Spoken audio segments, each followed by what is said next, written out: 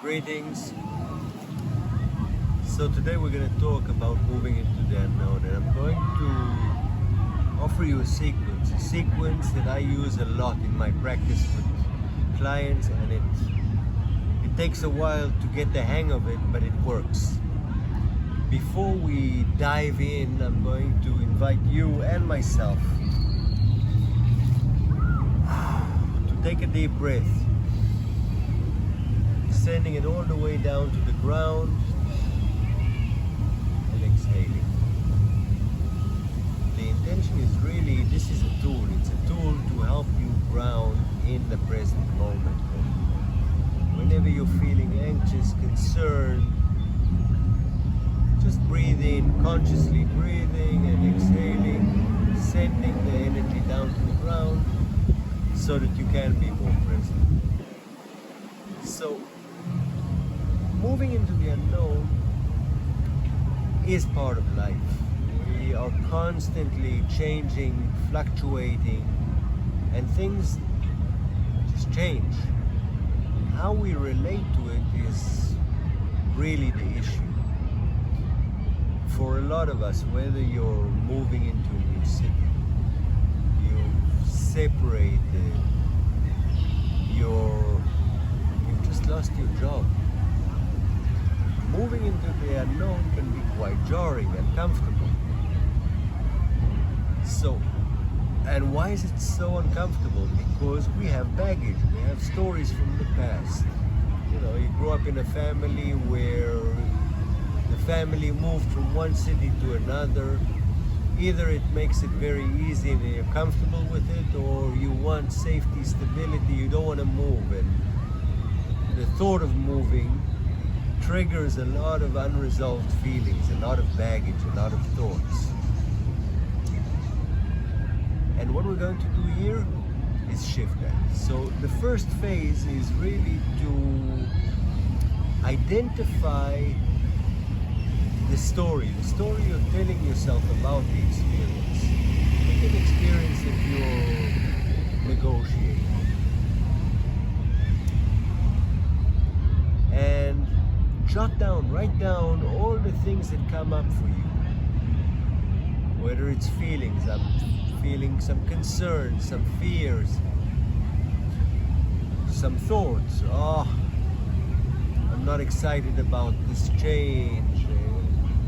Just put it all down. Identify what the story you're telling yourself about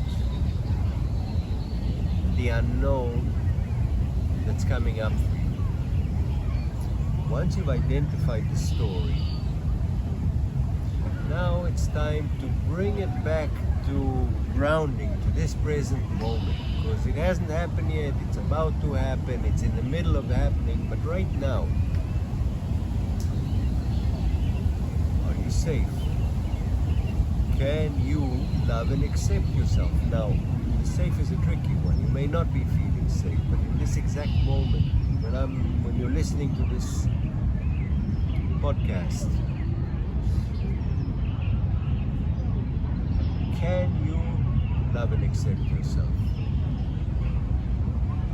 And I hear from clients, a lot of times they say, no, I can't. Until it's resolved, until I know exactly what's going to happen, I can't accept myself. And I challenge you. I challenge them. Okay, it hasn't happened yet. Yes, you have your baggage from past stories, but in this moment, focus on accepting where you are. It's the only moment you have. Right now, can you accept and can you love yourself in this moment? It's a process. It's going to take multiple practices. And now we're going to go into the third part of the sequence, which is really changing the perspective, changing the lens. So, you're going to move. You've identified that you're feeling apprehensive, you're feeling concerned about not finding your community, a school, whatever it is, great. You accept yourself in this present moment. Now, let's look at the odds. Your mind is telling you, or your ego is telling you, it's going to be way more complicated. I don't know, I might fail. I'll never find a partner again. Let's switch that lens into the lens of possibility. Things can be much better. For example, I have a situation with a client who got laid off and was really apprehensive about it. A month later, they got a job. They feel much more heard, much more seen and valued. And it really, this unfortunate experience ended up completely changing their perception. So things can actually get better. In the sequence, the practice is really to focus on what can go right. It sounds bizarre. Your mind will keep on pulling you back into all the things that are negative, but no, what can go right? Why is it going to be, why is this experience actually a positive experience? And how is it going to benefit me? Because the odds are it will lead you to a better place. Maybe not immediately, but odds are it'll get much better than it is. So, I invite you to practice the sequence. Identify the stories that you're telling yourself. Focus on loving and accepting yourself in the present moment.